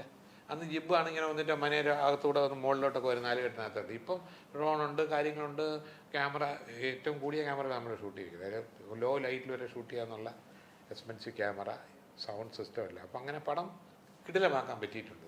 അതിൻ്റെ സന്തോഷം, അതിൻ്റെ ഒരു സന്തോഷവും അതിൻ്റെ ഒരു സംസാരത്തിൽ നിന്നുമുണ്ട്. ഈ ചോദ്യങ്ങൾ തന്നെയായിരുന്നു ഞാൻ ചോദിക്കായിരുന്നു. അപ്പോൾ അതിനകത്ത് പറഞ്ഞ പല രൂപത്തിലുള്ള യക്ഷികളെ നമ്മളുണ്ട്. ഇതിൽ വേറെ ന്യൂജൻ ഒരു സംഭവം പിടിക്കുമ്പോൾ തന്നെ പ്രേക്ഷകർക്ക് അങ്ങനെയാണല്ലോ വേണ്ടത്. നമ്മൾ പഴയ കാലം യക്ഷികളിലേക്കല്ല പോകുന്നത്. അത്തരം ഒരു കാലഘട്ടത്തിലേക്കുള്ള യക്ഷിയും ഇത് വെച്ച് നോക്കുമ്പോൾ പഴയകാല യക്ഷിയും ഇപ്പോഴത്തെ യക്ഷിയും വെച്ച് നോക്കുമ്പോൾ എന്താണ് ഒരു വ്യത്യാസം? നമ്മൾ ഇതിൻ്റെ അകത്ത് കാണിക്കുന്നില്ല. ഇപ്പോൾ ഒരു ഭയങ്കര ഭീകരതയുള്ളൊരു മുഖം. ഇപ്പോൾ ഞാൻ പണ്ട് മഹാരാഷ്ട്രയിലായിരുന്നപ്പോഴത്തേക്കും ദോ ഗസ് ജമീൻ കെ നീച്ചെ, ബന്ദർവാസ എന്നൊക്കെ പറയും. ബന്ദർവാസൊക്കെ ഭയങ്കര ഹിറ്റായിട്ടുള്ള ഹൊറർ പടമാണ്. അപ്പോൾ അതിൻ്റെ അകത്ത് പൂച്ചക്കണ്ണൊക്കെ വെച്ച് ലെൻസ് വെച്ചിട്ട് മുടിയൊക്കെ ഷേവ് ചെയ്തിട്ടുള്ള ഒരു ഭയങ്കര രൂപമാണ് ഒരു മേക്കപ്പിലൂടെ കൊണ്ടുവന്നിരിക്കുന്നത്. അതൊക്കെയായിരുന്നു പോസ്റ്റർ. ഇത് കാണുമ്പോൾ തന്നെ നമുക്ക് ഇതിൽ പേടിക്കാൻ പറ്റും, നമുക്കിത് കാണണം എന്നൊക്കെയുള്ളൊരു സാധനം വരും. അപ്പോൾ ഇത് കാണിച്ചിട്ടാണ്. ഇതിൻ്റെ അകത്ത് സിറ്റുവേഷൻസ് ആണ്. ഇതിൻ്റെ അകത്ത് ഇവിടെ നടക്കാത്തൊരു സാധനങ്ങളും കാണിക്കുന്നില്ല. ഇപ്പം നമ്മൾ ഫീഡ് ചെയ്യുമല്ല. നമ്മളിപ്പം യക്ഷി ഉണ്ടെന്നോ പ്രേതം ഉണ്ടെന്നോ ഇതൊന്നും നമ്മൾ പറയുന്നില്ല. ഇതാ സിനിമ കാണുമ്പോൾ നിങ്ങൾക്ക് മനസ്സിലാവും. ഇത് നമ്മൾ കൊച്ചിലെ നമുക്ക് ചില ഇൻഫർമേഷൻസ് കിട്ടിയിട്ടുണ്ട് എവിടെ നിന്നൊക്കെയോ. അത് ചിലപ്പോൾ വീട്ടിൽ നിന്നായിരിക്കാം, അല്ലെങ്കിൽ പുറത്തുനിന്നായിരിക്കാം, കൂട്ടുകാരുടെ നിന്നായിരിക്കാം. ആ ഇൻഫർമേഷൻസ് നമ്മുടെ മനസ്സിലുണ്ടാക്കുന്ന പ്രശ്നങ്ങളിലൂടെയാണ് ഇത് പോകുന്നത്. പോർച്ചുഗലിൽ മൈസൂർ എന്നൊരു പടത്തിന് പോയി, പോർച്ചുഗലിൽ ഷൂട്ടിങ്. അപ്പോൾ അവിടെ ഒരു കോട്ട പോലെയൊക്കെയുള്ള ഒരു ഹോട്ടലിന് മുമ്പ് നിർത്തുന്നു. പോർച്ചുഗലിൽ തന്നെ കുറച്ച് ഉള്ളിലുള്ള സ്ഥലമാണ്. അപ്പോൾ അവിടെ ചെല്ലുമ്പോൾ ഈ റിസപ്ഷൻ എവിടെയാണെങ്കിൽ അപ്പുറത്ത് 2 ശവകുടീരങ്ങൾ. അപ്പോൾ ഞാൻ ചോദിച്ചതെന്ന് പറഞ്ഞപ്പോൾ അത് 400-500 വർഷം മുമ്പ് ഈ കൊട്ടാരത്തിൻ്റെ രാജാവ് അദ്ദേഹം മരിച്ചപ്പോൾ അദ്ദേഹത്തിൻ്റെ സുന്ദരിയായ ഭാര്യ ഈ കട്ടിലിൻ്റെ അടുത്ത് തന്നെ ഇരുന്ന് ഭക്ഷണം പോലും കഴിക്കുക. അവരും മരിച്ചു. അപ്പോൾ 2 പേരും ഇങ്ങനെ കിടത്തിയിരിക്കുകയാണ്. അതോടെ എൻ്റെ ഗ്യാസ് കയറുന്നു. ഈ സിനിമ എനിക്ക് വീട്ടിൽ പോയത് ഇവിടെയാണല്ലോ ഞാൻ താമസിക്കേണ്ടത്. ഈ 2 ശവകുടീരനെ കിടന്ന് അങ്ങനെ കീ വാങ്ങിച്ച് ഞാൻ റൂമിൽ കിടന്നിട്ട് എനിക്ക് നല്ല തണുപ്പാണ്. എനിക്ക് ഉറക്കമേ വരുന്നില്ല. എനിക്ക് പേടിയുണ്ട്, കൈ കലം. ഞാൻ വിചാരിച്ചൊന്ന് മനോജ് കേജ് എൻ്റെ മുറിയിൽ പോയി കിടക്കാം. അതാണ് വഴി. ഞാൻ എൻ്റെ റൂം തുറന്നിട്ട് അടുത്ത റൂമാണ് മനോജ് എൻ്റെ കുറച്ച് ദൂരം നടന്ന് ഒരു അവിടെയാണ് പോയി. ഞാൻ എൻ്റെ റൂം തുറന്നിട്ട് ഇങ്ങനെ പതുക്കെ വെച്ചിട്ട് ആരെങ്കിലും വരുന്നുണ്ടെങ്കിൽ നോക്കുമ്പോൾ ഇവിടുന്ന് ഒരു രൂപം ഒരു മഫളർ ഇട്ടുണ്ട് ചാടി. ഞാൻ കിണിപ്പോയി.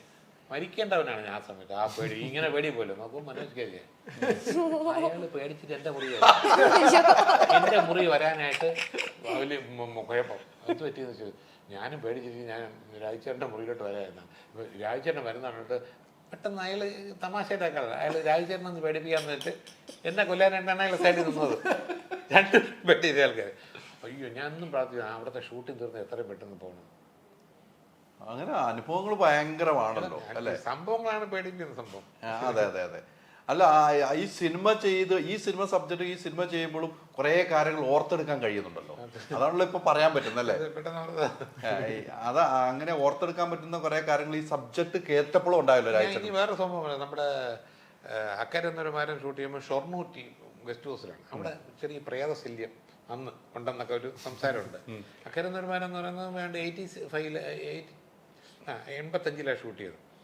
അതിൽ മേനകയുണ്ട്, സുരേഷ് കുമാറാണ് പ്രൊഡ്യൂസ് ചെയ്യുന്നത്. അപ്പം ഞാനിങ്ങനെ റൂമിൽ കിടക്കുമ്പോൾ നെടുപടിവാണും ഞാനുമാണ് ഒരു മുറിയിൽ. അന്ന് അങ്ങനെയാണ് 2 പേരൊക്കെ ഒരു മുറിയിൽ കിടക്കും. അന്ന് വേണം എന്തോ കാര്യത്തിന് എന്തോ പോയിട്ടുണ്ട്. ഞാൻ ഒറ്റയ്ക്ക് കിടക്കുന്നുണ്ട്. വെളിയിൽ ചെറിയ ലൈറ്റ് ഇട്ടിട്ടുണ്ട്. കണ്ണാടി ജനലിൽ കൂടെ ആര് പാസ് ചെയ്താലും കാണാം. ഞാൻ അങ്ങനെ നിൽക്കുമ്പോൾ ഇങ്ങനെ ടക്ക് ടക്ക് ടക്ക് ടക്ക് ടക്ക് ടക്ക് എന്ന് റൂമിൽ തട്ടുന്നു. അന്ന് വെള്ളിയാഴ്ചയാണ് ഈ പറഞ്ഞ കഥയിൽ അതും കൂടെ ഒത്തു വന്നിട്ടുണ്ട്. വന്നിട്ടിങ്ങനെ ഞാൻ പതുക്കെ ജനലിനടുത്ത് ചെല്ലുമ്പോൾ ഇങ്ങനെ രായിച്ചേട്ടാ, ഞാൻ ഈ പ്രേതം എൻ്റെ പേര് റെസ്പെക്റ്റ് എങ്ങനെ. ഞാനിങ്ങനെ ഡോർ വന്നപ്പോണ്ട് വെള്ള സാരി, വെള്ള ബ്ലൗസ്, മുടി ഫ്രംപിട്ടുണ്ട്. പിന്നെയും രായിച്ചേട്ടാ, ഞാൻ എൻ്റെ സപ്തനാട്ടിൽ പിന്നെ എനിക്ക് മനസ്സിൽ തോന്നി രായിച്ചേട്ടാ എന്ന് വിളിക്കും പ്രേതങ്ങളെ. മുടി മാറ്റിയപ്പോഴല്ല മേനക, നമ്മുടെ മേനക, ഈ സുരേഷ് കുമാർ എല്ലാം കൂടെ ചേർന്ന് രാത്രി എന്നെ 10 മണിയൊക്കെ ആയുള്ളൂ എന്നെ പേടിപ്പിക്കാൻ വേണ്ടി ചെയ്തതാണ്. പിന്നെ ഞാൻ പറഞ്ഞു അത് കഴിഞ്ഞിട്ട് ആ യക്ഷിയെ സുരേഷ് കുമാർ കല്യാണം കഴിച്ച് സുഖമായിട്ട് ജീവിക്കുന്നു. അനുഭവങ്ങള് ഇവരൊക്കെ ഒരു അനുഭവങ്ങൾ കേട്ടിരിക്കാന്നല്ലേ. ഈ ഇപ്പോഴത്തെ ഒന്നും ഇപ്പൊ സൈജുവിനാണ് അത്ര അനുഭവങ്ങൾക്ക് വലുതല്ല, ഇവരുടെ ഇങ്ങനെ നീണ്ടു നിൽക്കുന്ന അനുഭവമാ. ചുമ്മാ ഇരുന്ന് സംസാരിച്ചാൽ മതി, മണിക്കൂറുകളും സംസാരിച്ചാൽ പറ്റുമെന്നുള്ളതാണ് ഏറ്റവും പ്രസക്തമായ കാര്യങ്ങള്. ഈ പേടിയുടെ കാരണം ഇപ്പൊ ഇരുട്ട് പേടി എന്ന് പറയുമ്പോൾ നമ്മളൊരു സിനിമ ചെയ്താണ് ഇരുട്ട് അല്ലെ. നിങ്ങളുടെ ഒരു സിനിമ തന്നെ ഇരുട്ടിൽ പേടിയുള്ള സിനിമയായിരുന്നു നമ്മൾ ചെയ്തത്. ഇരുട്ട് പൊതുവെ പേടിയുണ്ട് എല്ലാവരും, ആരില്ല എന്ന് പറഞ്ഞാലും പേടിയുണ്ട്. നമ്മൾ വീട്ടിലൊന്ന് കറണ്ട് പോട്ടെ, ആരാ പേടിക്കാത്ത? പെട്ടെന്ന് ശബ്ദം കേട്ടിരുന്നാൽ പേടിക്കില്ല കറണ്ട് പോയി കഴിഞ്ഞാൽ. ഒന്നും വേണ്ട, നമ്മളൊരു വഴിയെ കൂടെ നടന്നു പോകുന്ന രാത്രി ഒരു അപരിചിതൻ വെറുതെ ആവശ്യം നമ്മുടെ പറയുമായിരുന്നു, അയാൾക്കവിടെ പോകാനുള്ളതാണ്. നമുക്ക് സംശയമാണ് ഇയാൾ എന്തിനും നമ്മൾ തിരിഞ്ഞപ്പോൾ ഇയാളും തിരിഞ്ഞല്ല, അയ്യോ മനസ്സിൽ അത് ഉടലെടുക്കുന്നു. മനസ്സിൽ വരും, ആ ചിന്താഗതി വരും. ഇല്ല എന്ന് ആര് പറഞ്ഞാലും നമുക്ക് അംഗീകരിക്കാൻ കഴിയില്ല. മോളെ ഏറ്റവും കൂടുതൽ പേടിച്ചിരിക്കുന്നത് എന്ത് കണ്ടിട്ടാ? ഞാനിപ്പോ ചോദിച്ചപ്പോ ഒരു നട്ടില്ല, മോളെന്ന് പറഞ്ഞ് വിളിച്ചപ്പോ. അല്ല, എനിക്ക് ഇരുട്ട് പേടിയാ, പാമ്പ് പേടിയാ, എനിക്ക് എല്ലാരും അച്ഛനെ മാത്രം പേടിയില്ല അല്ലേ?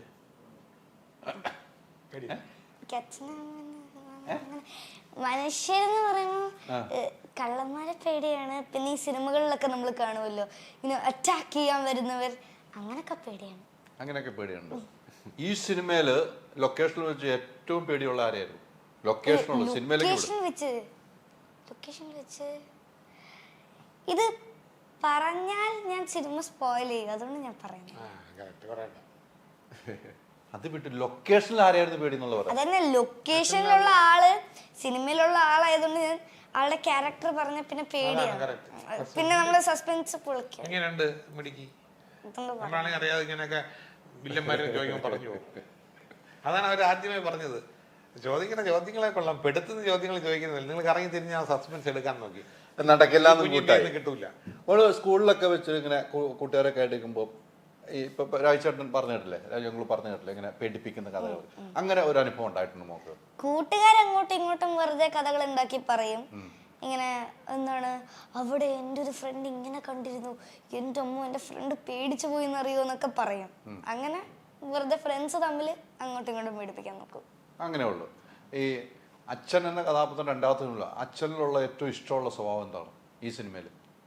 സിനിമയില് ക്യാരക്ടറായിട്ടാണോ അതോ? ക്യാരക്ടറായിട്ട്. എനിക്ക് തോന്നുന്നു എൻ്റെ ക്യാരക്ടറിന്റെ പേര് മിന്ന എന്നാണ്. അപ്പൊ മിന്നയ്ക്ക് എന്ത് ഡൗട്ട് ഉണ്ടെങ്കിലും ഉടനെ തന്നെ മിന്ന പോയി ചോദിക്കുന്നത് മിന്നയുടെ അച്ഛൻ്റെ അടുത്താണ്. എന്ത് ഡൗട്ട് ഉണ്ടെങ്കിലും മിന്നയ്ക്ക് ഫ്രീ ആയിട്ട് പോയി ചോദിക്കാൻ പറ്റുന്ന ഒരാൾ മിന്നയുടെ അച്ഛനാണ്. മിന്നയുടെ അച്ഛനാണ്. നമ്മുടെ ഒറിജിനൽ അച്ഛൻ്റെ അടുത്ത് സംശയങ്ങൾ ചോദിക്കാറില്ലേ? ഒത്തിരി സംശയങ്ങൾ മാത്രമേ ചോദിക്കാറുള്ളൂ? സംശയങ്ങൾ മാത്രമല്ല, ഞങ്ങൾ ബെസ്റ്റ് ഫ്രണ്ട്സ് പോലെയാണ്. അപ്പോൾ അങ്ങോട്ടും ഇങ്ങോട്ടും വിശേഷങ്ങളും കാര്യങ്ങളും ഇപ്പൊ നടക്കുന്ന കാര്യങ്ങളും, ഇപ്പൊ ഈ ഇന്റർവ്യൂ കഴിഞ്ഞാൽ തന്നെ ഞാൻ അച്ഛൻ്റെ അടുത്ത് പോയി പറയും, ഓക്കെ അച്ഛൻ ഇന്നതൊക്കെ നടന്നു. പക്ഷെ അച്ഛനിപ്പോൾ വീട്ടിൽ പോയി, കാരണം അച്ഛന് എന്താണ് അച്ഛൻ്റെ കമ്പനിയിലേക്ക് പോകണം ഒരു അത്യാവശ്യത്തിന്. അപ്പൊ അമ്മ വന്നു. അമ്മയുടെ അടുത്താണ് കൂടുതൽ സംശയങ്ങൾ ചോദിക്കുന്നത്, അച്ഛൻ്റെ അടുത്താണ് ചോദിക്കാറുള്ളത്? രണ്ടുപേരുടെ അടുത്തും. ഏറ്റവും കൂടുതൽ മറുപടി തരുന്ന ആരാണ്? ചോദ്യം മാത്രമല്ല, മറുപടിയും കിട്ടണമല്ലോ. രണ്ടുപേരും ഒന്നും വിട്ടുതരില്ല അല്ലേ? ഇല്ല. വേറെ സംഭവം പറയില്ല, പേടി കാര്യങ്ങൾ നിങ്ങളിങ്ങനെ പറഞ്ഞില്ല, ആലോചിച്ചു കിട്ടിയാണ്. എൻ്റെ വീടിൻ്റെ അടുത്ത്, കവടിയാർ ഒരു വീടിൻ്റെ അടുത്ത് ഒരാൾ ടയറിട ആത്മഹത്യ ചെയ്തു. ഞാൻ അതൊരു പോകുമ്പോൾ പുള്ളി തൂങ്ങി നിൽക്കുന്നു. ഞാൻ പേടിച്ചു, എന്താണെന്ന് വെച്ചാൽ പുള്ളിക്ക് എന്നെ സുഖമില്ലെന്ന് അറിഞ്ഞപ്പോൾ പുള്ളി പേടിച്ചിട്ട് കണ്ട് പുള്ളി തൂങ്ങിച്ചതാണ്. ശരി, ഞാൻ പാവം നല്ല മനുഷ്യൻ പോയി. അത് കഴിഞ്ഞ് ഒരാഴ്ച കഴിഞ്ഞിട്ട് രാത്രി 10:30 മണിക്ക് ഞാൻ അവിടെ പോയിട്ട് വണ്ടിയിൽ എൻ്റെ വീടിൻ്റെ അങ്ങോട്ടുള്ള ഇറക്കത്തിൽ പോകുമ്പോൾ അയാൾ നേരെ സ്കൂട്ടറിൽ ഓപ്പോസിറ്റ്. ഞാൻ കാറിനകത്താണ്. ഞാൻ നോക്കുമ്പോൾ അയാൾ എന്നെ നോക്കി ചിരിക്കുകയും കുടിച്ചു. എൻ്റെ ദൈവമേ, മരിച്ചു ഒരു സ്കൂട്ടർ പഠിക്കുന്നത്. ഞാൻ ആകെ തകർന്നിട്ട് അന്ന് രാത്രി മുഴുവൻ ഞാൻ കിടന്നാണ്, ഇത് എങ്ങനെ സംഭവിച്ചു? 10:30 മണി, അവർക്ക് 12 കഴിഞ്ഞല്ലേ ഇറങ്ങാൻ ടൈം. എന്താണ് ഞാൻ ആകെ പേടിച്ച് വിഷമിച്ചു. പിറ്റേ ദിവസം എനിക്ക് നേരം വെളുത്താൽ മതി ആ കടയിൽ പോകണം. ഞാൻ കടയിൽ ചെന്നപ്പോൾ അവിടുത്തെ ഒരു അസിസ്റ്റന്റ് പോയി, ഞാൻ മറ്റേ ഇദ്ദേഹം നാളെ മരിച്ചു പോയില്ലേ സംഭവം? മരിച്ചു പോയില്ലേ സംഭവം. ഞാൻ ഇന്നലെ രാത്രി ഞാൻ സ്കൂട്ടറിൽ പോകുമ്പോഴത്തേക്കും എൻ്റെ ഓപ്പോസിറ്റ് ഇങ്ങനെ വണ്ടി, ഞാൻ പേടിച്ചു, അത് ചോദിക്കാൻ വന്നതാണ്. അപ്പോൾ അണ്ണാ എന്ന് വിളിക്കുമ്പോൾ അയാൾ അകത്തുനിന്ന് ഇറങ്ങി വരും. അപ്പോൾ ഞാൻ വീണ്ടും കിടങ്ങി, ഞാൻ ഇതെന്ത് പറ്റി? ഞാൻ അന്ന് ഇവിടെ കണ്ടതല്ലേ. അവർ ട്വിൻസ് ആയിരുന്നു. ഇദ്ദേഹം മരിച്ചപ്പോൾ നാഗർകോവിലെ ബ്രാഞ്ച് ക്ലോസ് ചെയ്തിട്ട് പുള്ളി ഇവിടെ വന്നത്. ഒരാളെ കൊല്ലം ഇതുപോലെ സ്കൂട്ടറിൽ വരുന്നത് നടന്നാണ്. എന്നാലും ചോദിക്കുക, ഇങ്ങനെയുള്ളൂ ഇതിൻ്റെ പുറകിലെ റിയാലിറ്റിയിലോട്ട് പോകുമ്പോൾ. പക്ഷെ കാണുന്നവന് ആ സമയത്ത് ഒരു ഭയം ഉണ്ടല്ലോ, ഭയങ്കര. ഇനി വേറെ ഒന്നുമുണ്ട്, ഞാൻ മീശ പിടിച്ചിട്ട് യക്ഷിയായിട്ട് അഭിനയിച്ച പടമുണ്ട്, അരവമണി സാറിൻ്റെ പടം, നമ്മുടെ സുരേഷ്. വെള്ളിയാഴ്ച തോറും എനിക്കിവിടെ ചില പൂജകൾ ചെയ്യണ ഒരു പാട്ട്, വെള്ള സാരി ബ്ലൗസ്, ഞാനും ജഗദീഷും മുകേഷും കൂടെ ട്രോളിയിൽ പോകുന്നു, പുകയൊക്കെ ഇട്ട് യക്ഷിയായിട്ടും അഭിനയിച്ചിട്ടുണ്ടെന്ന് പറയുന്നത്. ഒരു തെങ്ങും തോപ്പിന്റെ ട്രിവാൻഡ്രം തന്നെ എടുത്തത്. മറ്റേ പേടിയുള്ള കഥാപാത്രം നമ്മൾ അഭിനയിച്ചിട്ടുണ്ട്. അതാണ് ഈ പേടിപ്പിക്കുന്ന കഥാപാത്രം ചെയ്തിട്ടുണ്ട്. അതെ. ഈ രാജേട്ടാ, ഈ ഓരോ സിനിമകളിൽ നിന്നും ഓരോ കഥാപാത്രം, ഒത്തിരി സിനിമകളായല്ലേ. രാജേട്ടൻ എന്നും മനസ്സിൽ ഇഷ്ടപ്പെട്ട് ഓർത്ത് വെക്കുന്ന ഒരു കഥാപാത്രത്തിന്റെ പേര് പറഞ്ഞാൽ ഒത്തിരി ഉണ്ടെന്ന് ചിലപ്പോൾ പറയും, പക്ഷെ എങ്കിലും ഒരു കഥാപാത്രം ഉണ്ടാവുമല്ലോ. അല്ല, എന്നാലും ഞാൻ പറയുന്നത് എനിക്കൊരു എന്താ ഒരു സിനിമയിലേക്ക് ഒരു എല്ലാം ആയത് മണിയമ്പിള്ള എന്നുള്ള സിനിമയാണ്. ആ സിനിമയിൽ അഭിനയിച്ച ആ കഥാപാത്രത്തിന്റെ പേരും കൂടെ എൻ്റെ കൂടെ വന്നു. അത് വെച്ചിട്ടാണ് പിന്നെ ബാക്കി സിനിമയായിട്ട് നിന്ന് ജീവിക്കുന്നതും സിനിമ എടുത്തതും ഞാൻ ഇവിടം വരെ വന്ന് നിങ്ങളുടെ മുമ്പേ ഇരിക്കുന്നത്. അപ്പോൾ ആ കഥാപാത്രത്തിനെ മറന്ന് വേറൊരു കഥാപാത്രത്തിനെ പറയുന്നത് തികച്ചും നന്ദികേടായിരിക്കും. അത് തന്നെയാണല്ലേ, സത്യം. അത് തന്നെയാണ് ഇന്ന് വരെയും നമ്മുടെ മനസ്സിൽ സൂക്ഷിക്കുന്നത്. അത് സൂക്ഷിക്കണമല്ലോ, മരണം വരെ. ഇപ്പം സിനിമകൾ എത്രയാന്ന് ചോദിച്ചില്ല, ഇപ്പം പുതിയ സിനിമയിലേക്ക് പോയിരിക്കുകയാണ്, ആ ലുക്കിലാണ് ഇരിക്കുന്നത്. അതെ, ലാലേട്ടനും നിങ്ങൾ ഒരാഴ്ചേട്ടനും അഭിനയിക്കാൻ 12 വർഷത്തിന് ശേഷം മറ്റാന്ന് എനിക്ക് തോന്നുന്നു. 13 വർഷമായി. 13 വർഷം ഞാനാണ് അഭിനയിച്ചത്. അതാണ് ലാസ്റ്റ് അഭിനയിച്ച ഒരു 13. ശോഭന അഭിനയിച്ചിട്ട് 19 വർഷമായി. അത് പിന്നെ പോട്ടെ, അവര് ഞാനൊക്കെ എന്നും മോഹൻലാലിന് മെസ്സേജ് അയക്കും, ഫ്രണ്ട്ഷിപ്പാണ്, കാര്യങ്ങൾ എല്ലാം ഉണ്ട്. പക്ഷെ ഞാൻ ഇപ്പോഴും എൻ്റെ ഒരു ടേക്ക് ഓഫ് ടൈമിലുള്ള യാതന ഉണ്ടല്ലോ, അന്ന് നമ്മൾ ഓരോ വീടുകളിലും ആൽബമായിട്ട് പോയി കഴിയുന്നത് ഡയറക്ടേഴ്സിൻ്റെയും ഒക്കെ വേണ്ടി എന്തെങ്കിലും ഒരു ചാൻസ് തരണം എന്നിട്ട് എൻ്റെ തിത്താനും വേറെ അങ്ങനെയാണ് തമ്പി സാറിൻ്റെ അവിടെ വന്നതും കിട്ടി വന്നത്. പക്ഷെ ഞാൻ ഒന്ന് മണിയമ്പിള്ളയൊക്കെ വന്നതിന് ശേഷം, ഒന്നും അനക്കം വെച്ചതിന് ശേഷം പിന്നെ ഇന്നേ വരെ ഒരു മനുഷ്യർക്ക് ഞാൻ ചാൻസ് ചോദിച്ചിട്ടില്ല. കാര്യം ഞാൻ അഭിനയിക്കും, ഇതാണ് എൻ്റെ റേറ്റ് എന്ന് അവർക്കറിയാം. ആവശ്യമുണ്ടെങ്കിൽ അവർ വിളിക്കുമല്ലോ. അവരെന്നെ വിളിക്കാതിരിക്കുന്നത് അത് എന്നെ അതിനകത്ത് ആവശ്യമില്ലാത്തതുകൊണ്ടായിരിക്കും, അല്ലെങ്കിൽ ആ ക്യാരക്ടർ ചെയ്യാൻ എന്നെക്കാളും ബെറ്ററായിട്ട് വേറെ ഒരുപാട് പേരുണ്ടെന്നുള്ളത്.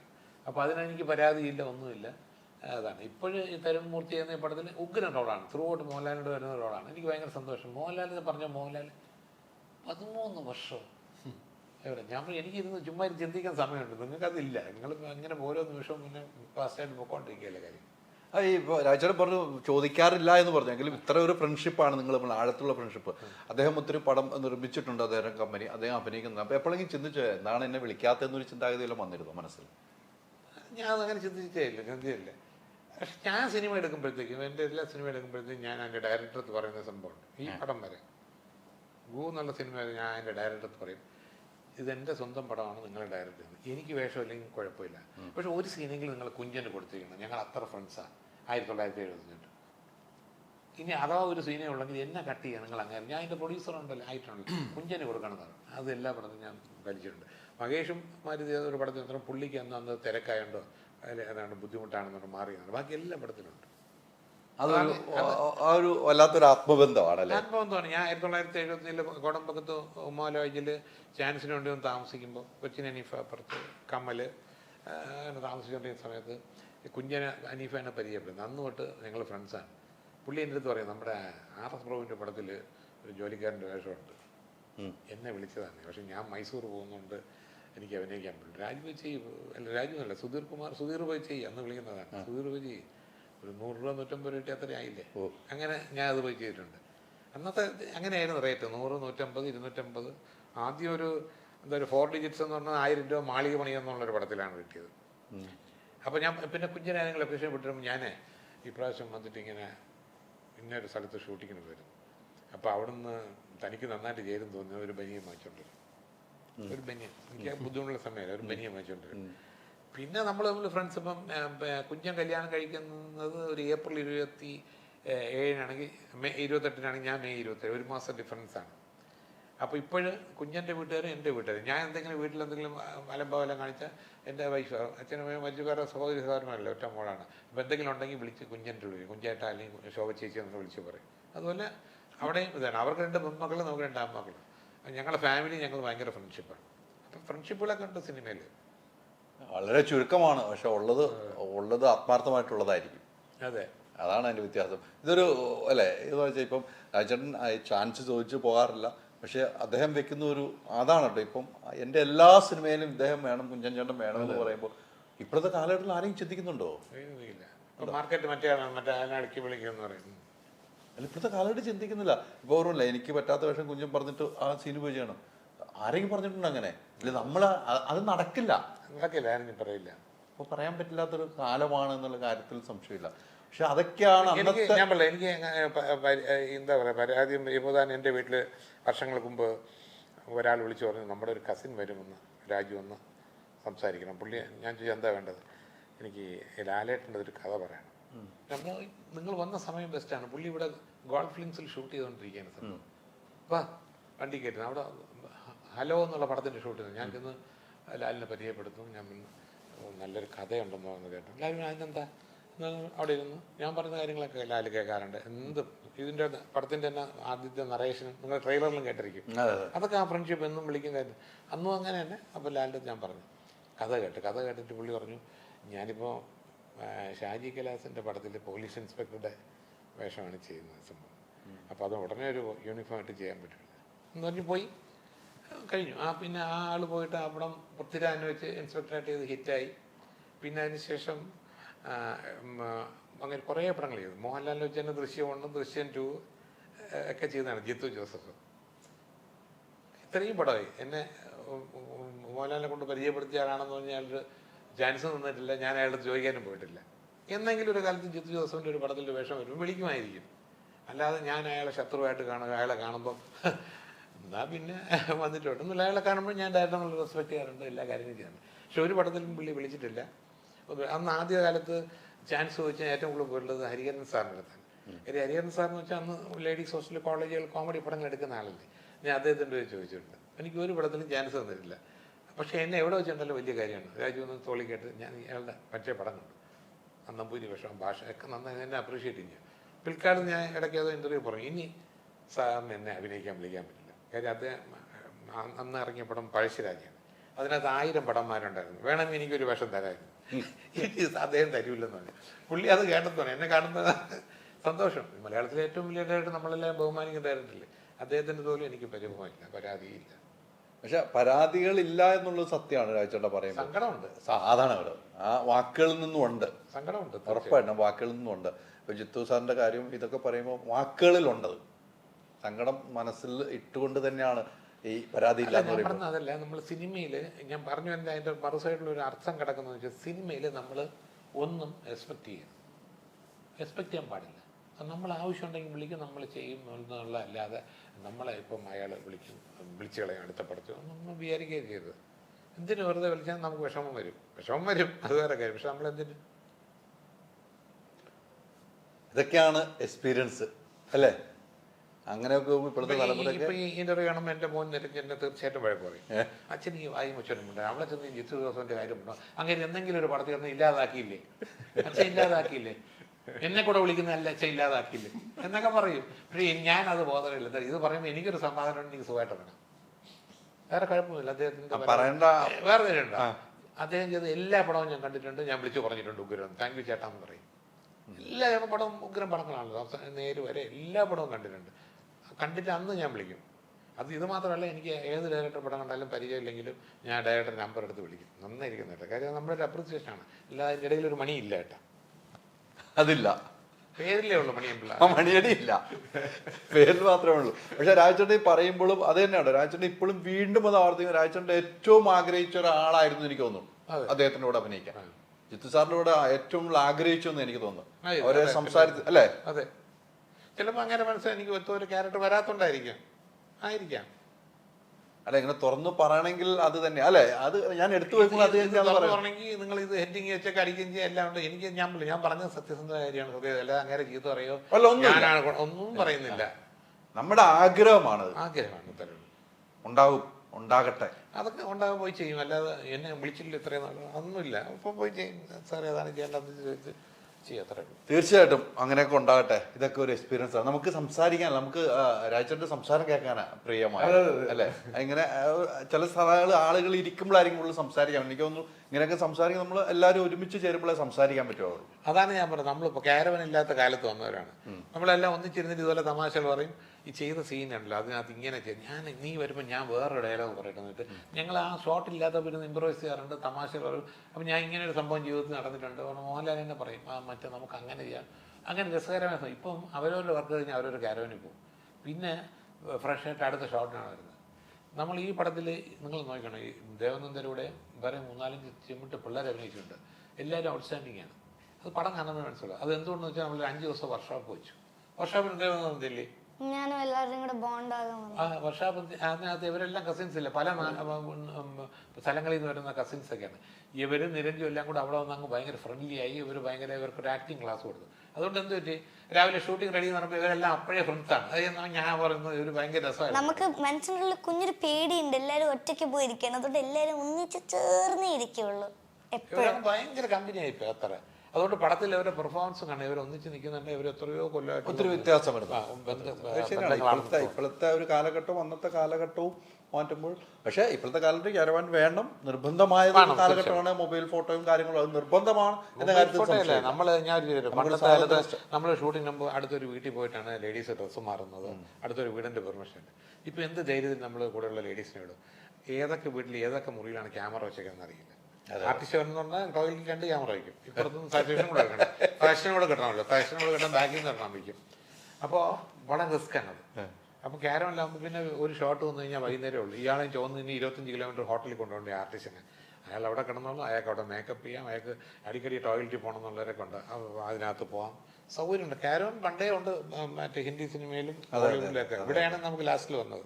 തീർച്ചയായിട്ടും ഈ പറഞ്ഞ പോലെ ഈ സിനിമ സൂപ്പർ ഹിറ്റ് ആകട്ടെ. ഇനി അതിനുള്ള പണിപ്പുരയിലാണ് ഞാൻ. അതെ, സൂപ്പർ ഹിറ്റ് ആക്കാൻ വേണ്ടി നിങ്ങൾ നോക്കണം. പടം കണ്ടിട്ട് നിങ്ങൾ അന്തം വിട്ട് ഞങ്ങളെ വിളിക്കുകയും ചെയ്യും. ദേവനാഥെ മാത്രം വിളിക്കല്, മാത്രമായിട്ട് ഒതുക്കളയില് രൈജുവിനും പിന്നെ എന്നെയും വിളിക്കണം. ഞങ്ങൾ അങ്ങനെ വിളിക്കാൻ രാജോട്ടെ ഞാൻ വിളിച്ചിട്ടില്ലേ? രാജോട്ടൻ പ്രൊഡ്യൂസർ സിനിമ കണ്ട് നമ്മൾ ആ സിനിമ ഇങ്ങനെയാണ്, എന്തെങ്കിലും പോരായ്മയുണ്ട് ഞങ്ങൾ പേഴ്സണലായിട്ട് സംസാരിച്ചിട്ടുണ്ടില്ലേ? നമ്മൾ സംസാരിച്ചത്. പക്ഷേ ഈ കഥകൾ ഇനി വേറെ സംഭവമുണ്ട്. നിങ്ങൾ ഗൂവിൽ അഭിനയിക്കാത്തത് നന്നായി. ഗൂവിനകത്ത് ഒരു കൊറിയർ ബോയുടെ ഒരു സീക്വൻസ് ഉണ്ട്. അവൻ ഭയന്ന് പോണതും കാര്യങ്ങളാണ് സാധനം വരുന്നത്. ആ സീനെ നമ്മൾ എടുത്തു കഴിഞ്ഞിട്ട് പടത്തിന്റെ ഒരു സംഭവം വരാതെ മാച്ച് ആവുന്നിട്ട് കട്ട് ചെയ്ത്. അങ്ങനെ വല്ല നിങ്ങളെ ഇട്ട് അഭിനയിപ്പിച്ചിട്ട് കട്ട് ചെയ്തിരുന്നെങ്കിൽ ഞാൻ ഇപ്പൊ കസേര ഉണ്ടാകും. അല്ല, വേറെ കാര്യം, എന്നെ വിളിച്ചതാണ് കേട്ടോ. സത്യമാണ്, വിളിച്ചാണ്. അപ്പൊ ആ സമയത്ത് തിരക്കെന്ന് വരാതെ എന്നെ വിളിച്ചതാണ്. ഇങ്ങനെ ഇന്റർവ്യൂ നടക്കും. അത് ഈ കട്ട് ചെയ്യണ സീനാണ് വിളിച്ചിരുന്നത്. അല്ലല്ല, ആ സീനാണ് വിളിച്ചിരുന്നത്. അത് നമുക്ക് അറിഞ്ഞോടല്ലോ കട്ട് ചെയ്യുന്നത്. കട്ട് ചെയ്ത് പോവുകയും ചെയ്തു. കട്ട് ചെയ്ത് പോയി. ദൈവം കാത്ത് പോയായിരുന്നു. നിങ്ങളെ നാട്ടുകാരത്തൊക്കെ പറഞ്ഞ് ഒരു ടിക്കറ്റ് എടുത്തെന്ന് കയറുമ്പോ ആ സീനില്ല. നമ്മളൊരു പടം എഡിറ്റിംഗ് ടേബിൾ വരുമ്പോ നോക്കൂല. അതെ, തീർച്ചയായിട്ടും. ഇത് തിയേറ്ററിൽ എഡിറ്റിംഗിലൊന്നും വളരെ മസ്റ്റായിട്ടിരിക്കുന്ന സ്ഥലം. ഞാൻ ഒരു സ്ക്രിപ്റ്റിനകത്ത് ഇന്റർഫിയർ ചെയ്യാറുണ്ട്, നിൽക്കാറുണ്ട്. ഈ ഡയറക്ഷൻ ചെല്ലുമ്പോൾ ക്യാമറ അങ്ങോട്ട് മാറ്റി ഒന്നും പറയാൻ ഞാൻ പോകത്തില്ല. അത് അവരെ ഇഷ്ടം, ആ ഏരിയയിൽ ഞാൻ പോകത്തില്ല. പക്ഷെ എഡിറ്റിംഗ് റൂമിൽ വരുന്നത് ഞാൻ നോക്കും. ഈ സീൻ ലാഗാണ്, ഈ പറഞ്ഞ സീക്വൻസ് മുഷീനാണ്, നമ്മൾ പറയുന്നൊരു വർക്കൗട്ട് ആയിട്ടില്ല. അതുകൊണ്ട് ഞാൻ അപ്പൊ നിങ്ങൾ വന്ന് ഇങ്ങനെ ആകെ കട്ട് ചെയ്ത് പോയെങ്കിൽ എന്ത് ചെയ്യും? നിങ്ങൾ എന്നെ വച്ചേക്കോ? അല്ല, അടിയും നടന്നേനെ. അടി തന്നെയല്ല, മണിയമ്പിള്ളേർ അതിന് പീഡനത്തിനകത്താക്കും താമസിയാതെ എന്നൊക്കെ പറഞ്ഞ് ന്യൂസ് കൊടുക്കും. ഞാനീ പറയുന്നതിൽ ആവശ്യമില്ലാത്ത കട്ട് ചെയ്ത് കളഞ്ഞ തമാശ കണ്ടി തമാശ കിടന്ന ഇതൊക്കെ നമ്മൾ എൻജോയ് ചെയ്ത് കേൾക്കുന്ന തമാശയാണ്. ഇതൊന്നും അങ്ങനെയൊന്നും നമുക്ക് അങ്ങനെ പ്രശ്നമില്ല ചേട്ടാ. ഒരു കാര്യം കൂടി ചോദിച്ച അവസ്ഥയാണ്, ഈ നമ്മുടെ സ്ക്രിപ്റ്റ് റൈറ്ററെ കുറിച്ചല്ലോ. പുള്ളി വന്നു കഴിഞ്ഞാൽ സ്ക്രിപ്റ്റ് പോലെ കഥ പറഞ്ഞല്ലോ. പക്ഷെ സ്ക്രിപ്റ്റുകൾ മോഷണം പോകുന്ന ഒരു കാലഘട്ടമാണ് ഇപ്പോൾ. അതുകൊണ്ട് പറയാൻ പറ്റില്ല. ഇപ്പം ബുദ്ധിയുള്ള ഇവരൊക്കെ ചെയ്യിക്കുന്നത് വെച്ച് കഴിഞ്ഞാൽ ഇവര് എന്ന് സ്ക്രിപ്റ്റ് എഴുതിയോ അന്ന് തന്നെ ഇവരത് രജിസ്റ്റർ ചെയ്തിട്ടുണ്ട്. അതുകൊണ്ട് വേറെ ആരെങ്കിലും സ്ക്രിപ്റ്റ് എടുത്തിട്ട് എൻ്റെ കഥയാണെന്ന് പറഞ്ഞിട്ടൊന്നും കാര്യമില്ല. പിന്നെ അറിയാൻ സംഭവം. പിന്നെ ഈ പണ്ടത്തെ മാതിരി എനിക്ക് അങ്ങനെ ഒരു സംഭവം ഉണ്ടായിട്ടുണ്ട്. ഒരു നാൾ വരുന്നുള്ള പടത്തിന് ആരോ കൊണ്ടുവന്ന് എൻ്റെ കഥയാണെന്ന് പറഞ്ഞു. അന്നൊരു സ്റ്റേ ഒക്കെ ഉണ്ട്. അപ്പം നമ്മൾ കോടതിയിൽ പോയിട്ട് സ്റ്റേ മാറി. ഇപ്പം അങ്ങനെയൊന്നുമില്ല. ഒരു പടം വന്നു കഴിഞ്ഞാൽ കോടതി പറയും അതിൻ്റെ കളക്ഷൻ വന്നോട്ടെ, പിന്നെ നമുക്ക് ഡിസൈഡ് ചെയ്യാമെന്ന് പറയും. ഒരു പടം ഇറങ്ങുന്ന തലേദിവസമൊക്കെ ഫേസ്ബുക്കിൽ, താങ്കൾ പ്രൊഡ്യൂസറും കൂടെ ആണല്ലോ, അതുകൊണ്ട് ഒരു കാര്യം കൂടി ചോദിക്കാം. പടം ഇറങ്ങുന്ന തലേദിവസം ഇത് എൻ്റെ കഥയാണെന്ന് ഫേസ്ബുക്കിൽ എടുത്തു, അത് പിന്നീട് ചർച്ചയാകപ്പെടുന്നു, അത് പ്രൊഡ്യൂസറിന് ഭീകര നഷ്ടമുണ്ടാകുന്നു. അല്ലെങ്കിൽ ആ ഇദ്ദേഹത്തിൻ്റെ സ്ക്രിപ്റ്റ് തന്നെയാണെങ്കിൽ അത് നേരെ കോടതിയിൽ പോകുന്നതിന് പകരം അങ്ങനെയൊക്കെ ചെയ്യുന്നത് പ്രൊഡ്യൂസർ എന്ന നിലയിൽ താങ്കൾ എങ്ങനെയാണ് യോജിക്കുന്നത്? അല്ല, അത് ചിലർ അങ്ങനെയുള്ളൊരു വെയിറ്റ് ചെയ്യും. കഥ ശരിക്കും പോയിട്ടുള്ളൊരു വെയിറ്റ് ചെയ്യും. ഈ റിലീസിൻ്റെ തലേന്ന് കൊണ്ടുവന്നിട്ട് കൊങ്ങയ്ക്ക് പിടിക്കും, കാശ് വാങ്ങിക്കാനുള്ള പരിപാടി. അതൊക്കെ ഇപ്പോഴത്തെ ആൾക്കാർക്ക് പറയും, കോടതിക്കും അറിയാം സംഭവങ്ങൾ. നമ്മൾ കാര്യമില്ല. ഇതൊന്നും കഥ മോട്ടിക്കേണ്ട ഒരു അങ്ങനെ ഒരു വലിയ സംഭവം കാര്യങ്ങളൊക്കെ ആണെങ്കിൽ ശരി. ബാറോസിൻ്റെ കഥയല്ല നമ്മൾ മോട്ടിക്കേണ്ടി പോയത്. നമുക്കങ്ങനെ മോഷണമൊന്നും പരിപാടിയില്ല. ഞാൻ അതുകൊണ്ടാണ് ആരുടെയും കഥ കേൾക്കത്തില്ല.